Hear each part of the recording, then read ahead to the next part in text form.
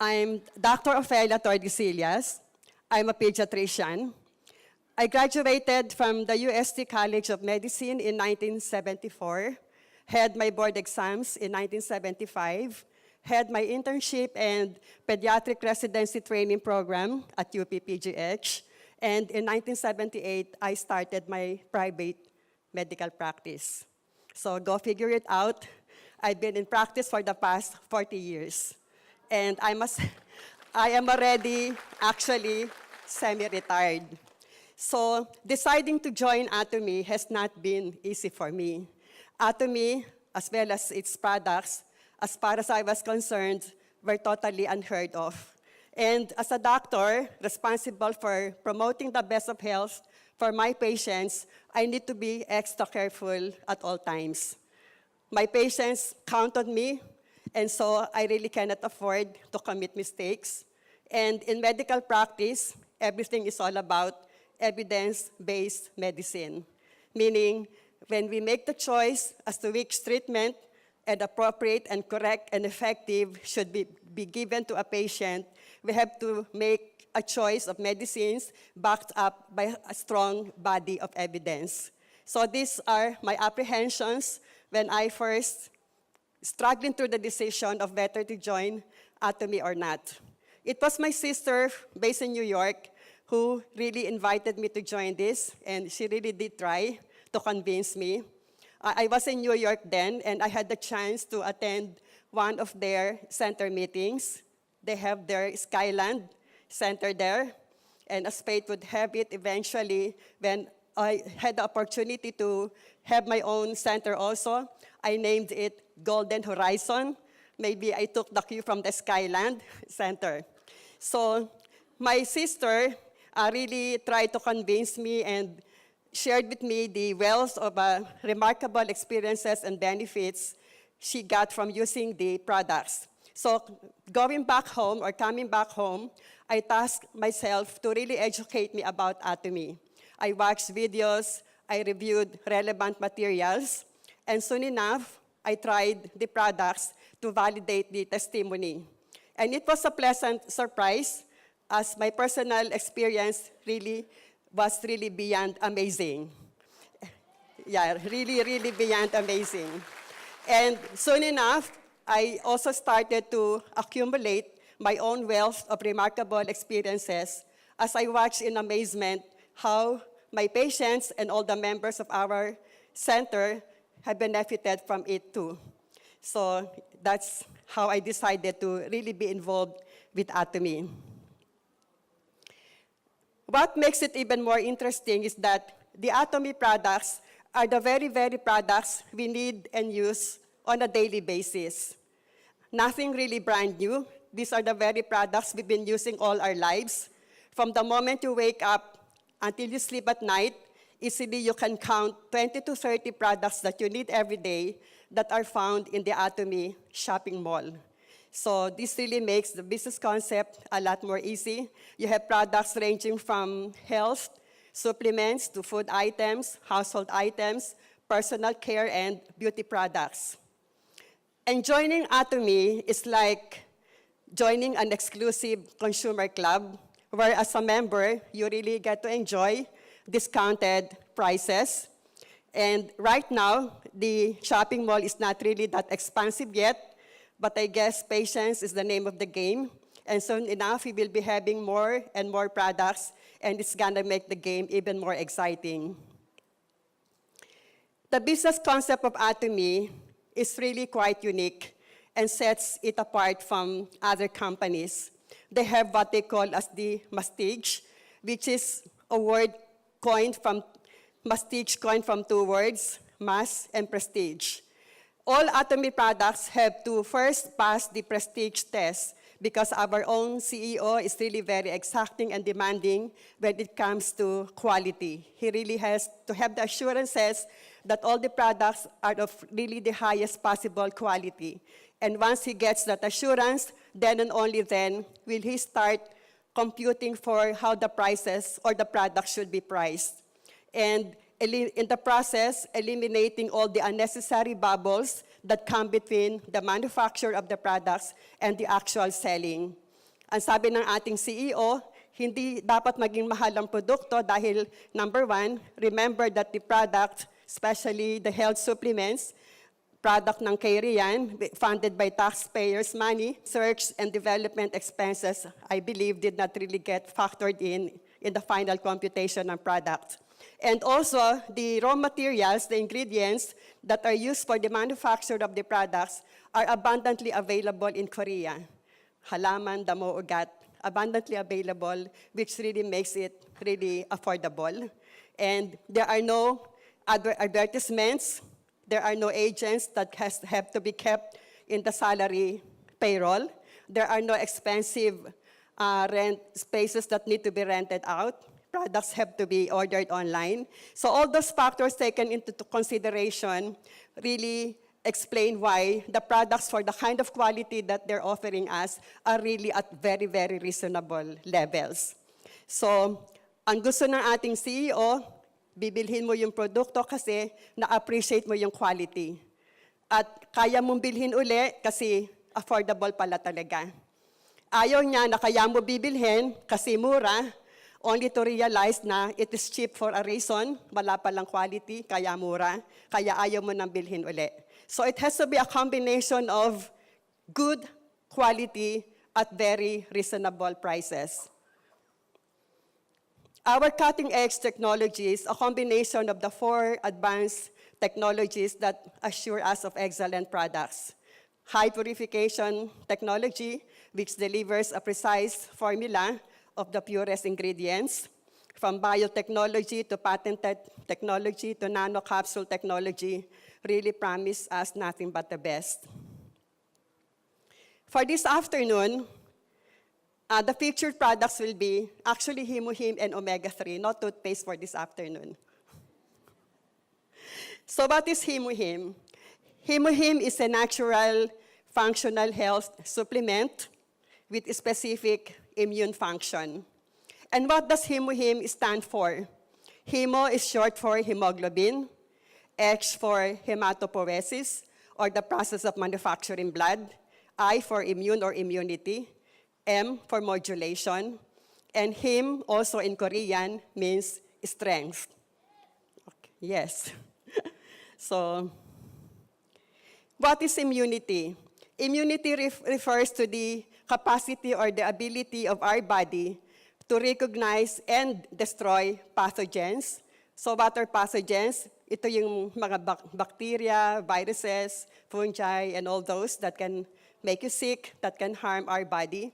So immunity really is the ability to protect our bodies from harm, the ability to prevent our bodies from getting sick. So why take Hemohim? All of us need a very strong and healthy immune system. I don't know how many of you who are now present have heard me during the last Success Academy when I made mention that all of us, we are made up of trillions of cells, individually all of us, made up of trillions of cells, and of the trillions of cells, only 10% are human, 90% are bacteria. So we're only 10% human, 90% bacteria. And at any given time, there is that symbiotic relationship between the good and the bad. Meron silang ecosystem. But there has to be that balance of 80% good, 20% lang dapat ang bad. Ganon. So you can just imagine how our immune system is put to task. Kasi from within lang, ang dami na niyang kalaban eh. Ang dami ng bacteria. So yung pang nasa labas, mas lalong abundant ang bacteria. So yung ating immune system really works non-stop. So we really have to support our system, our immune system, for it to be healthy. So what can harm our immune system? Environmental pollutants, like the exhaust fumes coming from all those thousands of vehicles around us, ultraviolet rays, alcohol, smoking, eating too much protein, eating too much sugar, fatty foods, pesticides in your fruits and vegetables, stress also. So collectively, or if I may add, anything with preservatives, instant food. Lahat ng yan, collectively, we call them the free radicals. And if the free radicals are left unchecked, they will lead to oxidative stress or damage of our body. At pag nagkaroon tayo ng oxidative stress, yan ang nagiging sanhi ng premature aging, premature degeneration of our body, not only from the outside but also from within. Alzheimer's, heart disease, cancer, those are just examples. So siguro kayo din, madalas maririnig nyo, bakit ang bata pa noon may rayuma na? Bakit ang bata pa inatake na sa puso? Bakit ang bata pa na-diagnose na may diabetes, ganon? So, courtesy of oxidative stress, courtesy of a very unhealthy lifestyle, and stress is really the #1 cause of cancer nowadays. So, you really have to be careful. So, how can Hemohim help us? Hemohim can really help promote the recovery of our body against oxidative stress. If oxidative stress can lead to premature aging, bata pa, may wrinkles na, may rayuma na. Therefore, Hemohim can slow down the aging process. Yes. It can slow down the degenerative changes that may occur in your body. It has also been found out that Hemohim can activate our immune cells. Immune cells, the like of your white blood cells, lymphocytes, the natural killer cells, the cytokines, which all play a significant role also, not just in fighting infections, but is also in fighting cancer. So, yun ang kahalagahan. And hematopoiesis, as I mentioned earlier, this is the process of manufacturing blood. You can see in the slide, before and after taking Hemohim, you see a proliferation of the RBC population on your right, as influenced by Hemohim, because it has also been found out that Hemohim can activate your bone marrow to produce more blood cells and to increase the number of hemoglobin. It can also help boost stem cells which are very crucial to rejuvenation, repair, and anti-aging. Siguro marami kayong naririnig dyan na nagpa-stem cell para mas mukhang bata. Easily, that's 50,000 pesos per procedure. Sorry, yan, ginagalaw. So anyway, you don't have to go through that process. You don't have to spend the 50,000 pesos. Hemohim will be enough. to boost those stem cells, to rejuvenate you. And then white blood cells. White blood cells are the cells of our immune system. They are very, very important because they are at the front line of our battle against infections. When our body gets assaulted by microorganisms, bacteria man yan, or viruses, the WBCs are really at the front line. Para siyang si Pac-Man that eats everything and anything that gets in the way until they explode at maging pus. Diba? Kaya nga pag minsan pagpa-urinalysis ka, WBC or pus cells, mga ganon. So, a patient with low white blood cell count is at great risk of acquiring infections. In the same manner, a cancer patient undergoing chemotherapy, the oncologist really makes sure to monitor the WBC. Because in chemo, you not only kill the cancer cells, but also, including the WBC. And once the white blood cell count really goes down, plunges down, the oncologist is forced to stop the chemo, or else he'll be literally killing the patient. So, as shown in this slide, you compare Hemohim with all the other immunoenhancers, and you see Hemohim, how really superior it is compared to the other immunoenhancers. Let me share with you the story of my patient. He's 12 years old. He came to me with his mom, of course. Ang complaints, more than a year nang recurrent ang kanyang nose bleeding, and konting magsalita, may shortness of breath. That was April 24, 2017. I requested for a blood count. The reason why meron siyang shortness of breath, kasi anemic talaga siya. Look at his hemoglobin. It's only 9.2. Normal should be at 14 and up. The hematocrit, which is also the same as your hemoglobin, 28 yung kanyang hematocrit as against a normal of 42 and up. The WBC was dangerously low, and that's what really scared me. It was only at 3,400. Normal should be 5,000 to 10,000. The platelet count explains the more than a year recurrent nose bleeding. It's nandun siya sa low normal. The bracket should be 150 to 450. He was only at 164. Kaya siya nagno-nose bleeding. So I was tempted to refer him to the hematologist right then and there. But then I said, I would like to challenge Hemohim and see if it will work for you. Anyway, you've been through this for more than a year. What's another 2 weeks of trying to observe and monitor? So I placed him on Hemohim, 2 sachets a day, with instructions to come back after 2 weeks. But he came back more than a month, barely more than a month. And when he came back, 3 weeks na siyang walang nose bleeding, at kahit anong takbo niya, hindi siya hinihingal.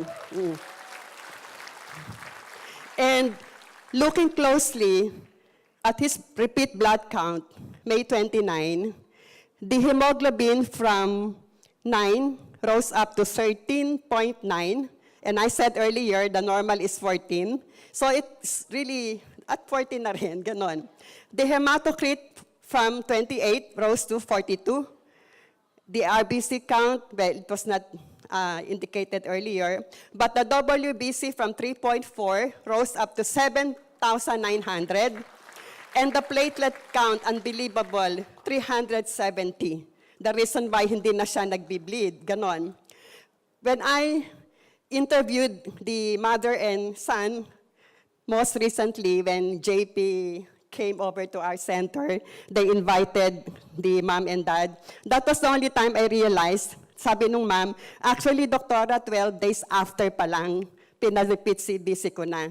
12 days after pa lang ng Hemohim, talagang lahat daw tumaas na. Sabi ko, ba't hindi mo pinakita sa akin yon? But nevertheless, it really underscores the point na it's not hemoglobin, Hemohim. It's not Hemohim for nothing. Di ba sabi ko nga kanina, it can help increase the number of hemoglobin. So you can see very clearly in this example, also the WBC and even the platelets. So that has spared that child from too much physical and financial ordeal had I referred him outright to a hematologist. Nothing wrong with doing that, but I'm just so happy that right now, meron na akong ibang option. Kasi before I was introduced to this, wala akong option eh. It would have been easily dismissing the patient, sige, sulat, padala kita sa hematologist. Ngayon, ang dami ko ng options, and it's really making me a lot more fulfilled in my medical practice. Really. So that was the comparison side by side. So Hemohim is perfect for everybody, from athletes to housewives to workers, to students, to elders. We all need physical strength, especially so for the aging population, because the aging population is more susceptible to a declining immune system. Okay, omega-3 this time. You must be aware by now, I mentioned it during the last Success Academy, that the 2 leading causes of death worldwide are heart attack and stroke. And largely contributory to this is the combination of these 2 things, the aging and the modern lifestyle. So with aging comes the degeneration also ng mga blood vessels natin, so vein aging, etc.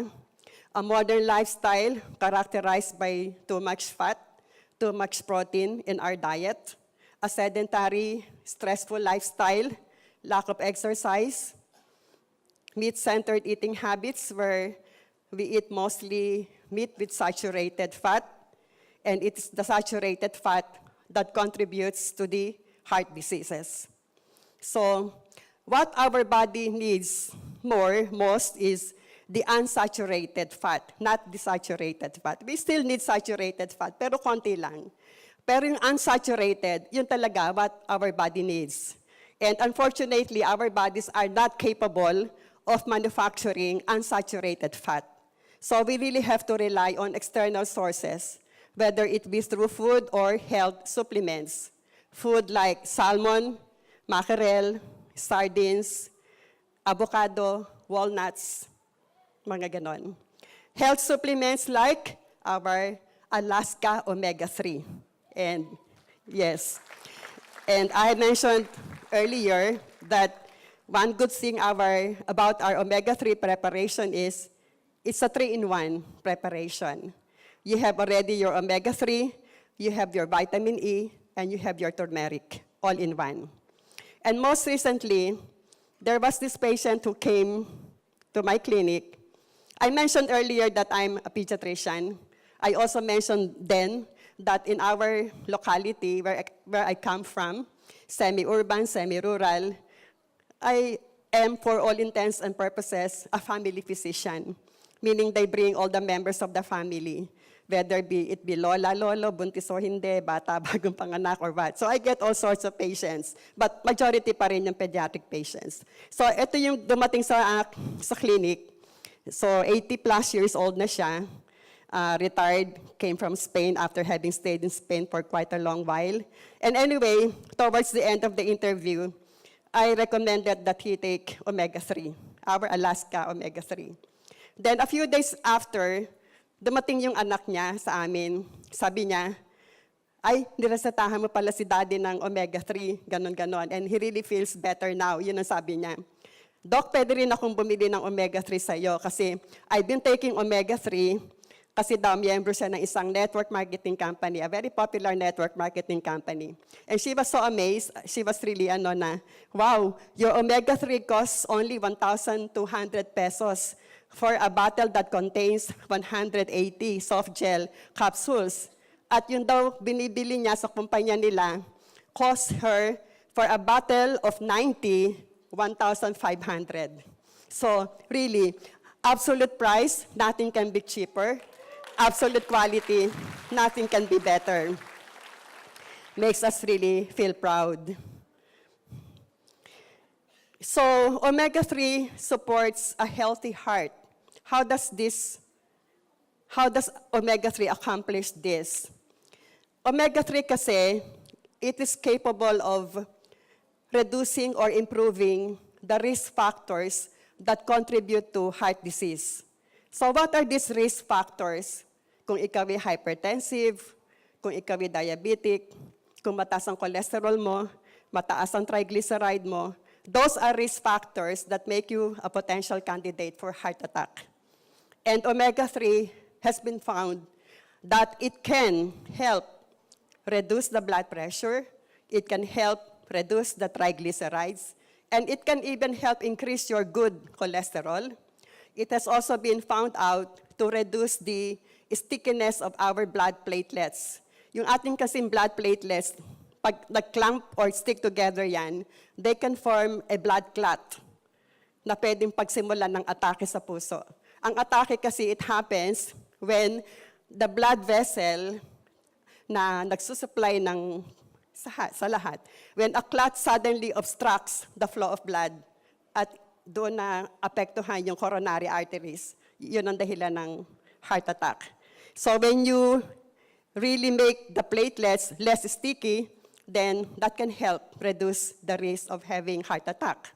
And also, omega-3 has been found out na kaya niyang yung arteries, makes the arteries smooth and free of damage, so it doesn't form plaque that can harden the arteries. So yun ang reasons why taking regularly your omega-3 can reduce the risk of coronary heart disease. The coronary, yung nagsusupply if this is your heart, yung dalawang blood vessels dito, we call them the coronary arteries. Kaya coronary heart disease. So why choose Atomy Alaska Omega-3? Number one, high quality ingredients. Diba? From the deep seas of Alaska, meron tayong pollock fish na pinanggagalingan ng ating omega-3. Where is Alaska? Halos nasa North Pole na yon, di ba? So right then and there, yung initial harvesting and processing, doon na kaagad ginagawa. So under a very hygienic facility of the purest form. And then it's very convenient to take, kasi nga, maliit lang, ganon, di ba?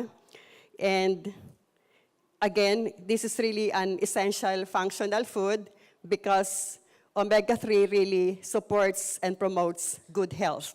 So yun yung mga kadahilanan. Add to it, the fact that meron na siyang turmeric, meron na siyang vitamin E. Vitamin E is a very good antioxidant. And any antioxidant will also help slow down the aging process.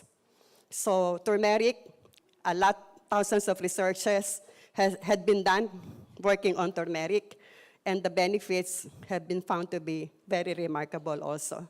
So anti-inflammatory, anti-whatever, so many benefits coming from turmeric.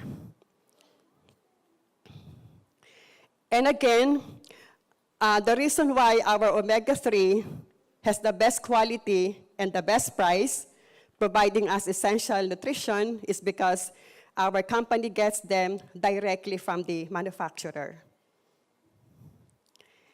And unsaturated fat, this is what I mentioned earlier.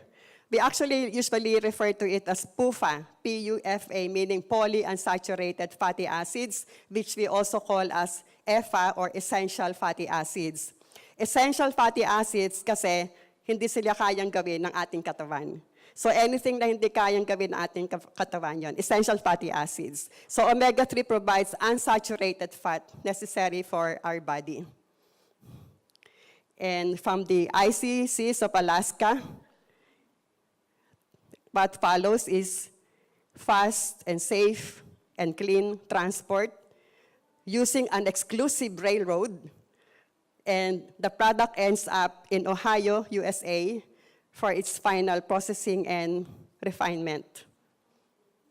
Diba? May exclusive railroad pa. Ngayon lang ko nakarinig ng exclusive railroad. So this is the entire production process, ending up doon sa molecular distillation. Pagdating doon sa molecular distillation, we now end up with much fresher oil, free of fishy odor and fishy taste. I have been taking omega-3 since years and years ago. I'm a great believer of the product. Kaya lang yung mga nabibili noon, kahit inumin mo sa umaga at dumighay ka sa gabi, lasa ka pa rin tinapa sa gabi. Kasi ganun siya, di ba? Yung kanyang taste and odor. So nagulat ako dito sa omega-3 natin. Walang ganon. Hindi siya balansa, hindi siya lasang tinapa. Walang ganon. So nakakatuwa. So Alaska omega-3 is recommended for everybody. Kasi everybody needs good health. And as I mentioned earlier, omega-3 really supports and promotes the best of health. So everybody needs omega-3, particularly if hypertensive ka, mataas ang cholesterol mo, ang triglycerides mo, mahilig kang kumain sa fast foods, mahilig kang sa mga saturated fat, hindi ka halos kumakain ng isda, the middle age to the aged, you lack exercise, ito yung lalo na kailangan. But as I have said, it's really meant for everybody. At this point, let me share with you one very interesting case which I'm monitoring now. A 16-year-old girl diagnosed with psoriasis. My apologies as we can't show yet the pictures. So 16 years old referred to my center, diagnosed with psoriasis since she was about 3 months old. It's one of those very rare cases, kasi usually ang psoriasis somehow in older age eh. But this baby, 3 months old pa lang, talagang nagsimula ng mag-manifest, and throughout her growing up years, the lesions worsened despite several consultations and treatment. All diagnostic procedures, including biopsy, really proved that it was psoriasis. All treatment modalities failed. kung makikita niyo siya, medyo talagang nakakaawa. Stunted ang growth niya. At 16, she looks like a 7 to 8-year-old girl. And I can imagine why. Dahil all throughout her life, never had any restful day or night because she itched all over, every single minute, every single second. She itched all over. And it was painful. Meron siyang smelly discharge. And pag titingnan niyo siya, alam niyo yung driftwood, yung tuod. Alam niyo yan? O kung hindi niyo alam yung driftwood, yung puno, para siyang walking tree. Kasi yung extremities niya, parang bark ng puno. You touch it, it was like touching the bark of a tree. Ganun siya ka-rough. You look at it, it really looks like the bark of a tree. Ganun siya talaga, walang pinag-iba.